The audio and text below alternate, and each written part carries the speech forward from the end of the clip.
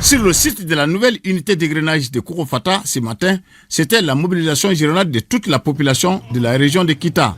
En effet, personne ne voulait se laisser compter cet événement historique pour la localité. Pour ce qui est de l'ambiance, on notera, entre autres prestations musicales, celles des griots de Kourofata et de Kita qui sont sortis avec leurs instruments traditionnels. Les troupes de Kita qui ont présenté des pas de danse, sketchs et poèmes, sans oublier les chasseurs venus en grand nombre. À Kourofata, l'ambiance était celle des grands jours. La nouvelle unité de Kourofata sera installée à 3 km de la ville sur la route Kenyeba-Kita. Elle sera bâtie sur une superficie de 25 hectares entièrement sécurisée selon la CMDT. Cette nouvelle unité industrielle qui verra le jour dans 18 mois, elle a une capacité d'égrenage de 45 000 tonnes par an.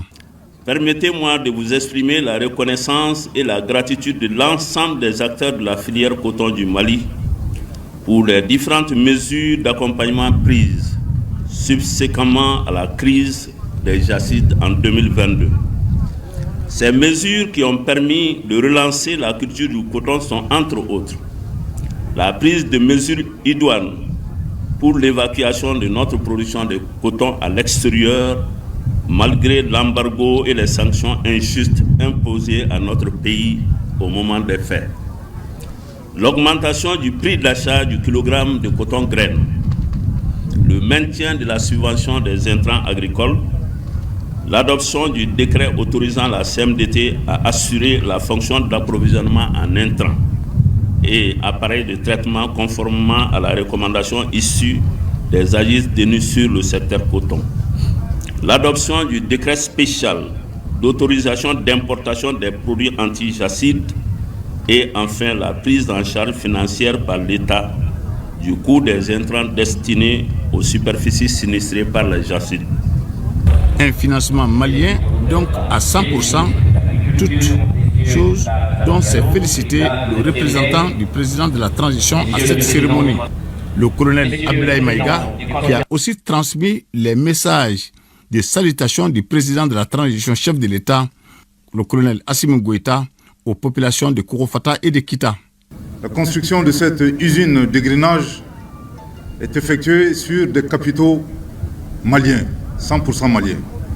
La CMDT, bien entendu, sur le financement de la Banque de développement du Mali, qui est une banque, bien entendu, malienne. Donc ce sont des capitaux maliens. Donc c'est très important d'insister dessus. Ce n'est pas que nous ne voulons pas de la diplomatie, nous ne voulons pas du don.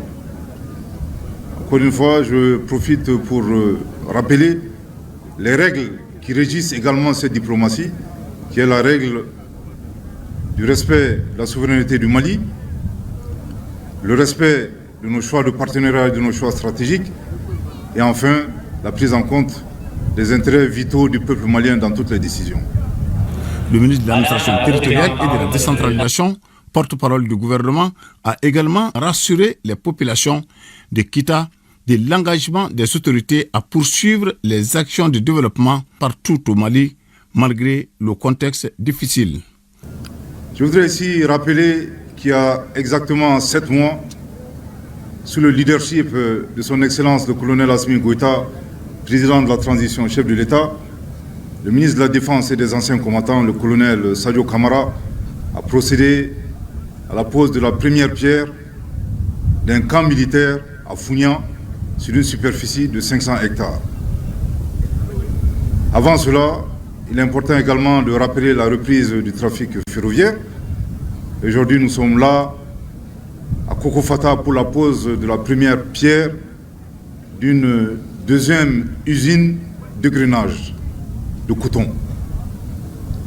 Bien entendu, toutes ces réalisations symbolisent la vision et la détermination du chef de l'État à mettre en pratique sa vision du développement, une vision qui repose sur la règle des 3D. Vous l'avez rappelé, la défense, la diplomatie et le développement. Auparavant, le gouverneur de la région de Kita avait salué le gouvernement pour ses actions en faveur de sa région. Et je le dis sans fausse modestie, Cette année, grâce aux efforts fournis par les plus hautes autorités du pays, la région de Kita a obtenu les statistiques de production suivantes. En coton graines, 82 000 tonnes en 2023 contre 48 000 en 2022. Nous avons donc pratiquement doublé notre production. En céréales sèches, il a été réalisé 588 778 tonnes, soit 99% des objectifs que nous nous sommes assignés, contre 430 609 tonnes en 2022.